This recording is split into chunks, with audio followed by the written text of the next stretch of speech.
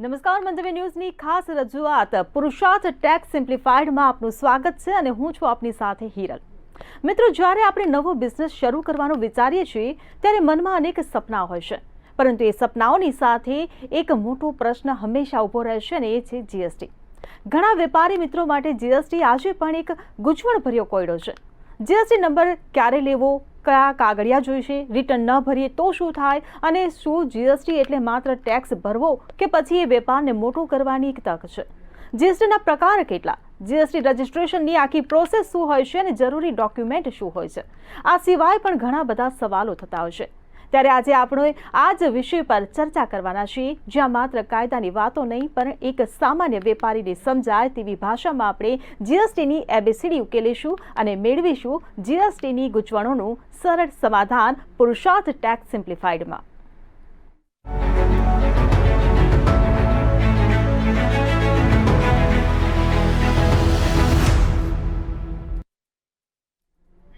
તો મિત્રો, આપણી સાથે આજે સ્ટુડિયોમાં ઉપસ્થિત છે પુરુષાર્થના ફાઉન્ડર ભાવિકભાઈ શાહ, કે જે આપણને આપશે જીએસટી રજિસ્ટ્રેશનની સંપૂર્ણ સમજ. ભાવિકભાઈ, સૌથી પહેલા તો મંતવ્ય ન્યૂઝમાં આપનું ખૂબ ખૂબ સ્વાગત છે. ભાવિકભાઈ, એક સવાલ જીએસટીને લઈને ઘણા બધા વેપારીઓ જે નવો વ્યવસાય શરૂ કરે છે તેમને એક આ સરળ અને અઘરો પણ કહી શકાય એવો એક સવાલ જે મૂંઝવતો હોય છે કે આખરે જીએસટી શું છે?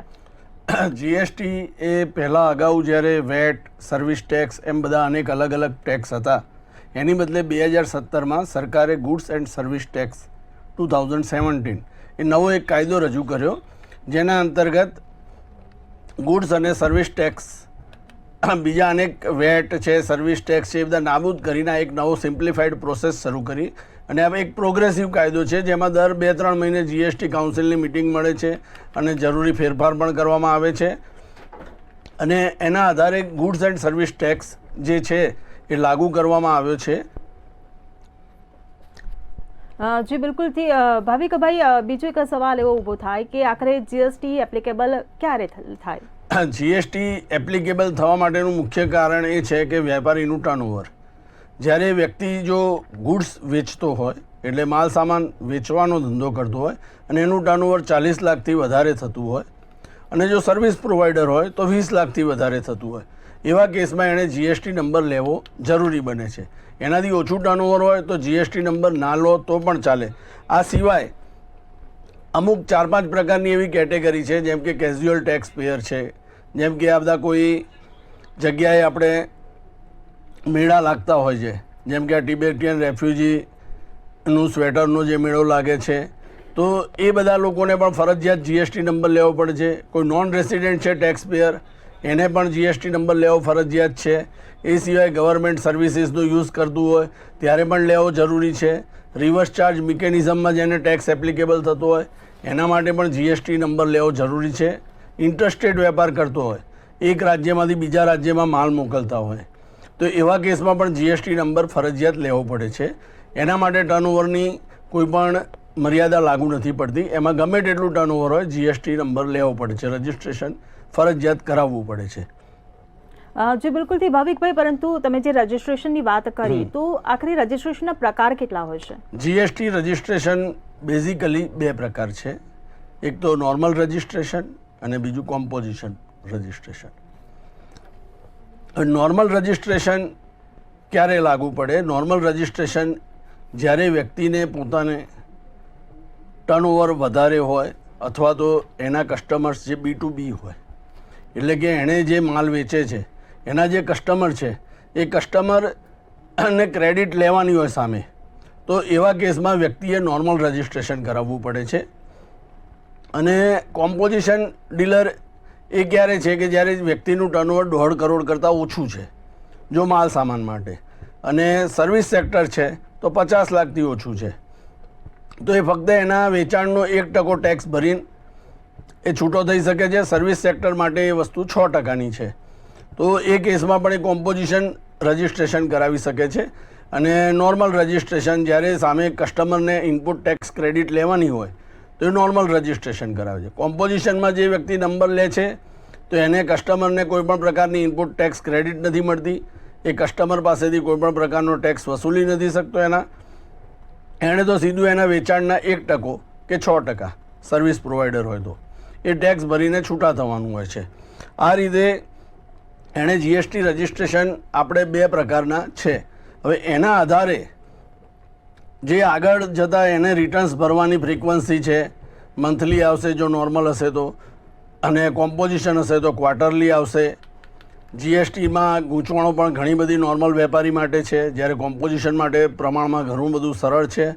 પરંતુ કોમ્પોઝિશન માટે એક જ વસ્તુ છે કે જો કસ્ટમર, તમારા જે કસ્ટમર છે એને જો ઇનપુટ ટેક્સ ક્રેડિટ નથી લેવાની તો તમે કોમ્પોઝિશનમાં રજિસ્ટ્રેશન કરાવશો તો તમને ફાયદો છે. અધરવાઇઝ જો કસ્ટમરને ઇનપુટ ટેક્સ ક્રેડિટ લેવાની છે તો કમ્પલસરીલી તમારે નોર્મલ રજિસ્ટ્રેશન જીએસટીમાં કરાવવું પડે છે. જે બિલકુલથી ભાવિકભાઈ, પરંતુ આ આખી જે રજિસ્ટ્રેશનની પ્રોસેસ હોય છે એ પ્રોસેસ શું હોય છે? રજિસ્ટ્રેશન માટે બેઝિકલી આપણે જીએસટી REG 01નું ફોર્મ ભરવાનું હોય છે. રજિસ્ટ્રેશન માટે આપણે જ્યારે એપ્લિકેશન કરીએ છીએ ત્યારે સૌથી પહેલાં તો આપણે રજિસ્ટ્રેશન કઈ સ્કીમ હેઠળ કરવું છે એ નક્કી કરવું પડશે કે નોર્મલ કે કોમ્પોઝિશન. કારણ કે એક વખત જો નોર્મલ માટે રજિસ્ટ્રેશન કરી કાઢ્યું તો પછી કોમ્પોઝિશનમાં ટ્રાન્સફર નહીં થઈ શકાય, સિવાય કે વર્ષ પૂરું થાય ત્યારે જ. એ પહેલાં ટ્રાન્સફર નથી થઈ શકતા. એટલા માટે સૌથી પહેલાં આપણા ધંધાના પ્રકારના આધારે આપણે એ બહુ અગત્યનું નક્કી કરવું પડે છે કે ભાઈ મારે નોર્મલ રજિસ્ટ્રેશન લેવું છે કે કોમ્પોઝિશન લેવું છે. ડોક્યુમેન્ટ્સ આમાં જે જોઈશે, નોર્મલ કે કોમ્પોઝિશન ગમે તે લેવાનું હોય, પણ ડોક્યુમેન્ટ બધામાં કોમન છે. એક તો વ્યક્તિનું પોતાનું પાન કાર્ડ છે, એનું આધાર કાર્ડ છે. આધાર કાર્ડમાં મોબાઈલ નંબર રજિસ્ટર્ડ હોવો જરૂરી છે. પાન કાર્ડ આધાર કાર્ડ લિંક થયેલું હોવું જરૂરી છે કે જેથી કરીને આધાર ઓથેન્ટિકેશનથી આપણે સરળતાથી નંબર લઈ શકીએ છીએ. બાકી ધંધાની જે જગ્યા છે એ ધંધાની જગ્યાનું લાઇટ બિલ, ટેક્સ બિલ, આપણી પોતાની માલિકીની જગ્યા હોય તો દસ્તાવેજ કર્યો હોય તો ઇન્ડેક્સની કોપી, અને જો ભાડાની જગ્યા હોય તો મકાન માલિક પાસેથી ભાડા કરાર લેવો પડશે કલર કોપીમાં, અને મકાન માલિકના નામનું લાઇટ બિલ, ટેક્સ બિલ, ઇન્ડેક્સની કોપી પણ લેવી પડશે. જેટલા ધંધાની જગ્યાના પુરાવા મજબૂત હશે એટલું આપણે નંબર સરળતાથી મળી જશે. નંબર લેતી વખતે આપણે કઈ વસ્તુનો બિઝનેસ કરવાનો છે, એના લાગુ પડતા HSN કોડ કે સર્વિસ SAC કોડ જેને કહેવાય, સર્વિસ એકાઉન્ટિંગ કોડ, એ આપણે વ્યવસ્થિત રીતે ચૂઝ કરવાના રહેશે. જો એ ચૂઝ કરવામાં આપણે કંઈ પણ ભૂલ કરીશું તો આગળ જતાં આપણે ઇન્કમ GSTની નોટિસ પણ આવવાના ચાન્સીસ રહે છે. કારણ કે એ જે HSN કોડ સિલેક્ટ કર્યા છે એના આધારે આપણે ખરીદ વેચાણ આપણું થશે અને એની આપણે ઇનપુટ ટેક્સ ક્રેડિટ લઈ શકીશું. આપણા કસ્ટમર પણ એ પ્રમાણે ટેક્સ ક્રેડિટ લઈ શકશે. અધરવાઇઝ એમાં ઘણી તકલીફ પડે છે. GST રજિસ્ટ્રેશન કરતી વખતે જો આપણી પાસે અન્ય કોઈ રજિસ્ટ્રેશનો જેમ કે ફૂડ લાયસન્સ હોય, ડ્રગ લાયસન્સ હોય કે ઇમ્પોર્ટ એક્સપોર્ટ કોડ હોય, તો આ બધા અન્ય જે કંઈ પણ કાયદા હેઠળના આપણા રજિસ્ટ્રેશનો હોય તેની પણ વિગત આપવાની રહે છે. અને આધાર ઓથેન્ટિકેશન દ્વારા આપણે GST રજિસ્ટ્રેશન સરળતાથી કરી શકીએ છીએ. જે બિલકુલથી આ આખી પ્રોસેસમાં જે રૂલ 14A હોય છે એ શું હોય છે? રૂલ 14A હેઠળ અત્યારે સરકારે ખૂબ જ સિમ્પ્લિફાઈડ નાના વેપારીઓ માટે કે જેમનું ટર્નઓવર વર્ષે 1.5 કરોડથી ઓછું છે અને ટેક્સ લાયબિલિટી CGST, SGST કે IGST માસિક 2.5 લાખ કરતાં ઓછી છે, એવા વેપારીઓ માટે ખૂબ જ સરળતાથી આપણે GST નંબર મેળવી શકીએ છીએ. ફક્ત એક જ દિવસમાં GST નંબર મળી જાય છે. પણ એના માટે આધાર ઓથેન્ટિકેશન થવું જરૂરી છે. અને બીજું કે આપણી માસિક કરવેરાની જવાબદારી 2.5 લાખથી વધવી ના જોઈએ, એ એની એક પ્રાઇમ કન્ડિશન છે. ત્રીજું કે જ્યારે આપણે આ સ્કીમ હેઠળ 14 નંબરના રૂલમાં આપણે જ્યારે લઈએ છીએ નંબર, તો એ પછી નોર્મલ નંબરમાં ટ્રાન્સફર કરવા માટે આપણે 90 દિવસની રાહ જોવી પડે છે. એ 90 દિવસ પછી જ આપણે એને નોર્મલ કેટેગરીમાં આપણે નંબર ટ્રાન્સફર કરી શકીએ છીએ. ઇઝીલી થઈ જાય છે, એમાં કોઈ તકલીફ નથી. પણ ફક્ત જે ઝડપથી નંબર અત્યારે સ્થળ તપાસ થાય છે, સ્પોટ વેરિફિકેશન, GST ઓફિસર તમારી ઓફિસે આવે અને નોર્મલ પ્રોસેસ 20 થી 25 દિવસ થઈ જાય છે GST નંબર આવતા. એના કરતાં એક જ દિવસમાં નંબર આવી જાય અને તમે તમારો ધંધો ચાલુ કરી શકો અને 90 દિવસ પછી તમે ઇઝીલી એમાં ટ્રાન્સફર થઈ શકો છો. જી બિલકુલથી. અને એમાંથી ટ્રાન્સફર થવા માટે રજિસ્ટ્રેશન જે 32 જે રૂલ્સ 32 છે એ શું હોય છે? એ રૂલ 32 હેઠળ આપણે એને એપ્લિકેશન કરવાની છે અને એમાં ફોર્મ ભરીને અને આપણે આપણા ત્યાં સુધીના તમામ રિટર્નો આપણા ફાઇલ થઈ ગયેલા હોવા જોઈએ, આપણી બધી ટેક્સ જવાબદારી પૂરી થઈ ગયેલી હોવી જોઈએ અને આપણે એના ફોર્મ 32 ભર્યા પછી આપણને ફોર્મ 33માં એ લોકો સર્ટિફિકેટ આપે છે ટ્રાન્સફર થયાનું. જી બિલકુલથી. જીએસટી આ જે નંબર હોય છે એ નંબર શું હોય છે અને કેવો હોય છે? હા, GST number basically PAN card number ઉપર આધારિત છે. જીએસટી નંબરનું સ્ટ્રક્ચર એ સૌથી પહેલાં 2 અક્ષર તમારા સ્ટેટ કોડના હોય છે. જેમ કે ગુજરાતનો સ્ટેટ કોડ 24 છે, તો આપણો ગુજરાતના કોઈ પણ જીએસટી નંબર હશે એટલે આગળ પહેલાં 2 અક્ષર 24 આવશે. પછી જે તે વ્યક્તિ છે, જે બી ટેક્સ પર્સન છે, એ ટેક્સ પર્સનનો પાન નંબર આવશે 10 આંકડાનો. એ પછી એક આવશે કે ભાઈ નંબર ઓફ જીએસટી કેટલા લીધા છે એણે આ સ્ટેટમાં, એનો આ પહેલો જ જીએસટી નંબર હોય તો 1 આવશે, બીજો જીએસટી નંબર હશે તો 2 આવશે. એ પછી ઝેડ આવશે, એક ફિક્સ કેરેક્ટર છે આલ્ફાબેટ, અને એ પછી ચેક ડિજિટ આવશે, ચેક સમ ડિજિટ, કોઈ બી એક આંકડો આવશે, આલ્ફા ન્યુમેરિક ગમે તે હોઈ શકે છે. એટલે આવી રીતે 15 ડિજિટનું જીએસટી નંબર થાય છે. અને જીએસટી સર્ટિફિકેટ 3 પેજનું આવે છે.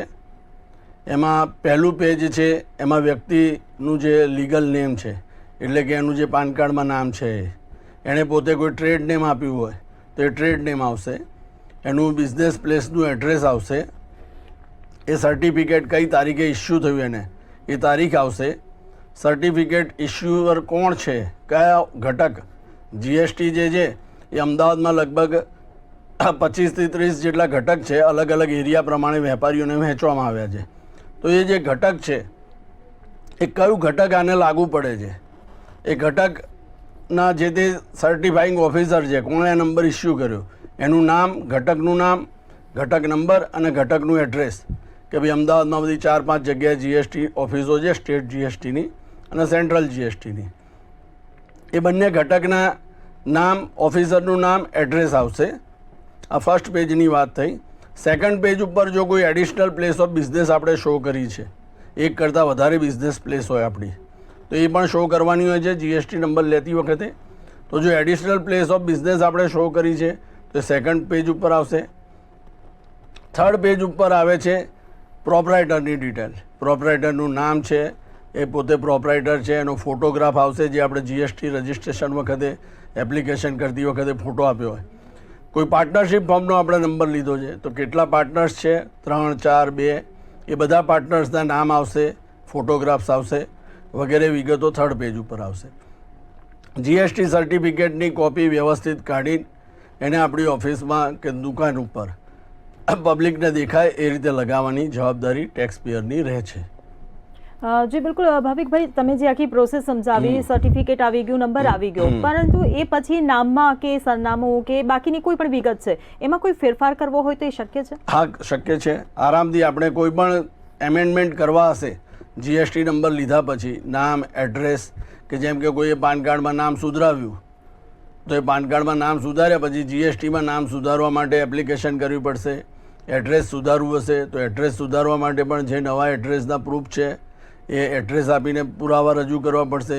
બિઝનેસનું આપણે ટ્રેડ નેમ ચેન્જ કરીએ છીએ તો એ ટ્રેડ નેમ પણ આપણે ચેન્જ કરવું પડશે. એના માટે પણ આપણે એપ્લિકેશન કરી શકીએ છીએ. કોઈ પણ સુધારા વધારા જ્યારે પણ થાય કે કોઈ પાર્ટનરશિપ ફર્મનું આપણે રજિસ્ટ્રેશન કર્યું છે તો પાર્ટનર્સ ચેન્જ થયા, પ્લેસ ઓફ બિઝનેસ ચેન્જ થઈ, પહેલાં ભાડાની જગ્યામાં હતા પોતાની જગ્યામાં ગયા, એવી રીતે કાંઈ પણ ફેરફાર હોય તો તાત્કાલિક અસરથી આપણે જીએસટીમાં એપ્લિકેશન કરવી જ પડે. એ ટેક્સ પેયર, દરેક ટેક્સ પેયરની એ કમ્પલસરી જવાબદારી છે કે કોઈ પણ ફેરફાર થાય છે રજિસ્ટ્રેશન ડિટેલમાં, કે જ્યારે પણ આપણે રજિસ્ટ્રેશન કરાવ્યું ને આજે શું પોઝિશન છે, જો ગમે ત્યારે ચેકિંગ આવે અને તમે ચેન્જીસ નથી કરાયા તો તમને દંડ અને પેનલ્ટી થાય છે.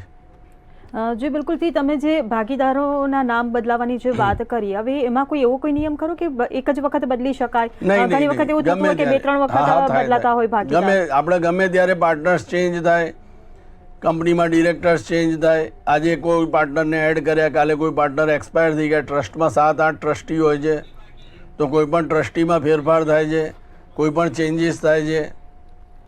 તો એ બધા માટે આપણે ચેન્જીસ માટે આપણે જે તે વખતે ગમે તેટલી વાર આપણે અરજી કરી શકીએ છીએ અને એ પ્રમાણે આપણે કામ કરવું પડે છે.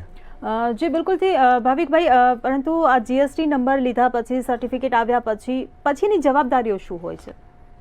જીએસટી નંબર લીધા પછી સૌથી મોટામાં મોટી જવાબદારી એ છે કે નિયમિત અને સમયસર એના રિટર્ન ભરવા. તમારો બિઝનેસ ચાલે છે, નથી ચાલતો, હજી બિઝનેસ શરૂ નથી કર્યો પણ નંબર લઈ લીધો છે, આજે આ મહિને નંબર ધારો કે 28 જાન્યુઆરીએ જ આવ્યો અને 28 જાન્યુઆરીએ નંબર આવ્યો, હવે 28 જાન્યુઆરીથી 31 જાન્યુઆરી સુધી કોઈ વેપાર થયો જ નથી, તો પણ એનું મંથલી રિટર્ન દર મહિને ભરવું જ પડશે, ફરજિયાત. નીલ તો નીલ, પણ જો રિટર્ન સમયસર નહીં ભરવામાં આવે તો વેપારી ઉપર રોજની પેનલ્ટી, રોજના 50 રૂપિયા નીલ રિટર્ન માટે અને 100 રૂપિયા ટેક્સેબલ રિટર્ન માટે રોજની પેનલ્ટી લાગે છે. 10 દિવસ મોડું થયું તો 500 રૂપિયા, 1000 રૂપિયા પેનલ્ટી સીધી ચડી જાય છે. માટે નિયમિત સમયસર રિટર્ન ભરવા, દુકાનના મેઇન બોર્ડ ઉપર જીએસટી નંબર લખવો, માલિકનું નામ લખવું, સરનામું લખવું, આ બધી ફરજિયાત વસ્તુઓ છે. જીએસટી નંબર બિલબુકમાં બતાવવો એ જરૂરી છે. જો જીએસટી નંબર આપણે કોમ્પોઝિશનમાં લીધો છે તો આપણે બિલમાં લખવું પડશે ફરજિયાત કે અમે આ જીએસટી નંબર કોમ્પોઝિશનમાં છે, એડિશનલ અમે કોઈ ટેક્સ ઉઘરાવતા નથી કસ્ટમર પાસેથી. આ રીતની ક્લેરિટી બિલમાં પણ આપવી પડશે. જી બિલકુલથી, પરંતુ આખી પ્રોસેસમાં પુરુષાર્થનો રોલ શું હોય છે? પુરુષાર્થ આખી પ્રોસેસમાં જીએસટી નંબર આપણે જે લેવાનો છે તો તમારા કમ્પ્લીટ બિઝનેસનું પહેલાં એનાલિસિસ અમે કરીએ કે ભાઈ તમારે જીએસટી નંબર લેશો તો તમને શું ફાયદો થશે, જીએસટી નંબર તમારે લેવો જોઈએ કે નહીં લેવો જોઈએ. આપણે કોઈની દેખાદેખીમાં કે કોઈના કહેવાથી જીએસટી નંબર નથી લેવાનો, પણ જો આપણે જરૂરી છે, આપણા ધંધાના વિકાસ માટે જરૂરી છે અથવા તો કાયદાની જોગવાઈઓને આધીન જરૂરી છે. જ્યારે કોઈ પણ વ્યક્તિના વેપાર ઘણો મોટો હોય પણ એ બધું ના લેતો હોય, જીએસટી નંબરને કાયદાની જોગવાઈનું પાલન નથી થતું, તો જીએસટી નંબર લેવો જરૂરી છે. કે કોઈ વ્યક્તિનો વેપાર નાનો છે તો એણે કોઈ જરૂર નથી એને જીએસટી નંબર લેવાની. જીએસટી નંબર લીધા પછી તકલીફો, કમ્પ્લાયન્સની જવાબદારી વધી જાય છે. તો એ જીએસટી નંબર લેવો ના લેવો, જીએસટી નંબર કેવો લેવો, રેગ્યુલર લેવો કે કોમ્પોઝિશન લેવો, એ પણ નક્કી કરવું એ એક ખૂબ જ ગૂંચવાડા ભર્યું છે કે ભાઈ તમને કયો નંબર તમારા માટે સારો છે. કોમ્પોઝિશન લેશો તો ફાયદો છે કે રેગ્યુલર લેશો તો ફાયદો છે. એટલે આ એક સિલેક્શન કરવાનું. જીએસટી નંબરની અરજી કરતી વખતે આપણે જ્યારે બધા ડોક્યુમેન્ટ્સ રજૂ કરીએ છીએ તો એ ડોક્યુમેન્ટ્સ માટે જે જરૂરી ડોક્યુમેન્ટ્સ છે એમાં કંઈ ખૂટતું વધતું હોય તો એના માટે તમે શું બીજા ઓપ્શન્સ અવેલેબલ છે. જેમ કે તમે જીએસટી નંબર લો છો, બિઝનેસ પ્લેસ તમારા મધરની કે ફાધરની ઓનરશીપવાળી છે, જગ્યા પોતાની છે પણ ફાધરના નામે છે, ધંધો કરે છે સન, તો આજે એ શું કરશે? એને કન્સેન્ટ લેટર બનાવવો પડશે, એની એફિડેવિટ કરાવડાવવી પડશે. તો એ બધું જ માર્ગદર્શન અને એ બધી જ પેપર્સની તૈયારી અમે કરી આપીએ છીએ અને જે તે વ્યક્તિને લઈને નોટરી પાસે જઈને નોટરાઇઝ પેપર્સ તૈયાર કરાવી દે. એટલે એ જે કંઈ પણ એને જરૂરી છે, પાર્ટનરશિપ ફર્મ્સ હોય, કંપની હોય તો ઓથોરિટી લેટર્સ જોઈએ, પ્લસ કોઈ પાર્ટનરના નામે ઓફિસ છે તો એ પાર્ટનરે ફર્મને કન્સેન્ટ આપવી પડે. આ બધી જ વસ્તુની જરૂરી જે કંઈ પણ માર્ગદર્શન છે ડોક્યુમેન્ટ્સના આધારે કે ભાઈ શું ખૂટે છે, શું વધે છે, કેવી રીતે એને વ્યવસ્થિત કરવું કે જેથી તારી જીએસટીની એપ્લિકેશન ઇઝીલી પ્રોસેસ થઈ જાય અને જીએસટી નંબર આવી જાય. અને જીએસટી નંબર આવ્યા પછી નિયમિત રિટર્ન્સ ભરવા માટે જે કંઈ પણ જરૂરી છે, બિલ્સ કેવી રીતે બનાવવા, બિલ્સ માટે કયું સોફ્ટવેર વાપરવું, કારણ કે આજે બજારમાં ઘણા બધા સોફ્ટવેર મળે છે, ફ્રી પણ મળે છે, ચાર્જેબલ પણ છે. તો એમાં અત્યારે જે બિઝનેસનો સ્કેલ છે એના હિસાબથી એણે કયું સોફ્ટવેર વાપરવું કે જેથી એ ઇઝીલી એનું કામકાજ કરી શકે અને એની કોસ્ટિંગ ઓછામાં ઓછી બને, એ રીતનું અમે કમ્પ્લીટ માર્ગદર્શન આપીએ છીએ. જીએસટી નંબર લઈ આપવાથી તો છેક રિટર્ન ભરવા સુધી કે આગળ ભવિષ્યમાં કોઈ પણ નોટિસ આવે તો એનું પણ સોલ્યુશન કરવાનું. નોટિસ ના જ આવે એ રીતે જ આપણે બિઝનેસ કરવાનું છે કે જેથી આપણે આપણા કમ્પ્લાયન્સ ટાઈમસર સમયસર પૂરા કરીએ અને નીતિ નિયમ પ્રમાણે કરીએ. તો શું છે કે ભાઈ આપણે ભવિષ્યમાં નોટિસ આવે જ નહીં અને કદાચ આવી પણ જાય કોઈના કારણે, કારણ કે જીએસટી શું છે કે એકબીજા ઉપર આધારિત રાખતો છે. આજે તમે કોઈ વેપારી પાસેથી માલ ખરીદો છો, હવે એ ફ્રોડ નીકળે તો પણ તમારે નોટિસ આવે. આપણે તો વેપાર કરીએ છીએ ત્યારે ખબર નથી કે આ માણસ ફ્રોડ છે. તો આ બધી જ વસ્તુઓ માટેનું સંપૂર્ણ માર્ગદર્શન આપણે પુરુષાર્થમાં ખૂબ જ વ્યાજબી ભાવે આપીએ છીએ. જી બિલકુલ ભાવિકભાઈ, પરંતુ ઓવરઓલ જીએસટીના ફાયદા શું અને ગેરફાયદા શું? જીએસટીના ફાયદા જ છે, ગેરફાયદા તો આમ તો કહી જ ના શકાય, કારણ કે જીએસટી એક તમારી જો વેપાર ખૂબ જ નાનો છે તો જીએસટી લેવાની કોઈ જરૂર નથી. અધરવાઇઝ તો જો વેપાર મોટો છે જ અને વેપારને તમારે આગળ લઈ જવો છે, તમારો ધંધો ખૂબ જ વિસ્તાર કરવો છે, તો જીએસટી નંબર લેવાની તાત્કાલિક જરૂરિયાત જ છે. અને જીએસટી નંબર લઈને જીએસટી સાથે વેપાર કરવાથી તમે પૂરા વન નેશન વન ટેક્સ છે, તમે ગમે ત્યાં તમારો માલ સામાન વેચી શકશો, ગમે ત્યાંથી માલ સામાન ખરીદી શકશો અને ગમે તે બિઝનેસ તમે આગળ જતાં ફોરવર્ડ કરી શકશો. આજે તમે બેંક લોન લેવા જશો તો પણ તમારે જીએસટી નંબર છે, જીએસટીમાં ટર્નઓવર છે, આ એક વસ્તુ જરૂરી થઈ ગઈ છે. એવી રીતે બિઝનેસ લોન લેવી હશે, કંઈ પણ બિઝનેસ એક્સપાન્ડ કરવો હશે તો એ બધા જ માટે જીએસટી નંબર લેવો ખૂબ જ જરૂરી છે અને ઉપયોગી પણ છે. જી બિલકુલ ભાવિકભાઈ, પરંતુ તમામ જે વ્યવસાયો છે કે જે વ્યવસાય કરતા વેપારીઓ છે એ બધાને આ જીએસટી લેવું ફરજિયાત છે, જીએસટી ભરવું ફરજિયાત છે? હા, મોસ્ટલી તો બધાને છે. જેનું ટર્નઓવર 40 લાખથી ઉપર છે અને સર્વિસ સેક્ટર માટે 20 લાખથી ઉપર છે એ બધાને જીએસટી નંબર તો લેવો ફરજિયાત છે, જીએસટી ભરવો ફરજિયાત નથી.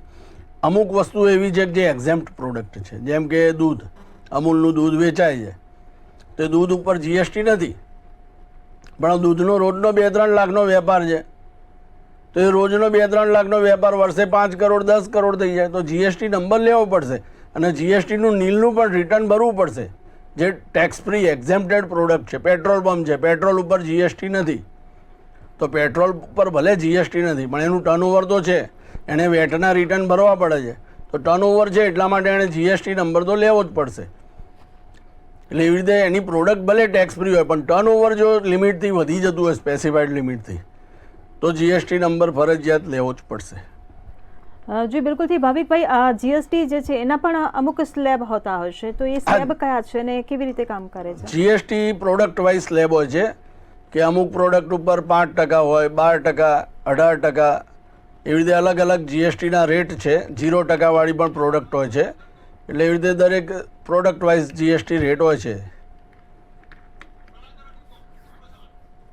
જી બિલકુલથી આ જીએસટીની તમે જે વાત કરી, હવે માની લો કોઈ નવો વ્યવસાય કરી રહ્યા છે, કોઈ નવા વેપારીઓ નવો વ્યવસાય લઈને આવ્યા છે, તો એ લોકો માટે તમે શું સલાહ આપશો, શું ટિપ્સ આપશો?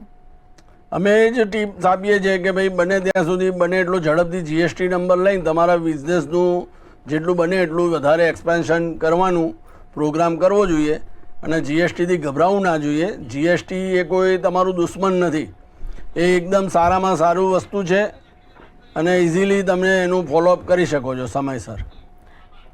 જી બિલકુલ ભાવિકભાઈ, તમે અમારા દર્શક મિત્રોને આટલી સરસ માહિતી આપી એ બદલ આપનો આભાર. Okay, thank you. તો મિત્રો, ભાવિકભાઈ શાહે આપણને જીએસટીને લઈને સરળ શબ્દોમાં જ માહિતી આપી તે આશા છે કે તમને ક્યાંક ને ક્યાંક ઉપયોગી જરૂર સાબિત થશે. તો હાલ કાર્યક્રમને અહીં જ સમાપ્ત કરીશું, પણ આવતા ગુરુવારે ફરી મળીશું નવા વિષય સાથે. ત્યાં સુધી મને આપો રજા અને જોતા રહો મંતવ્ય ન્યૂઝ. નમસ્કાર.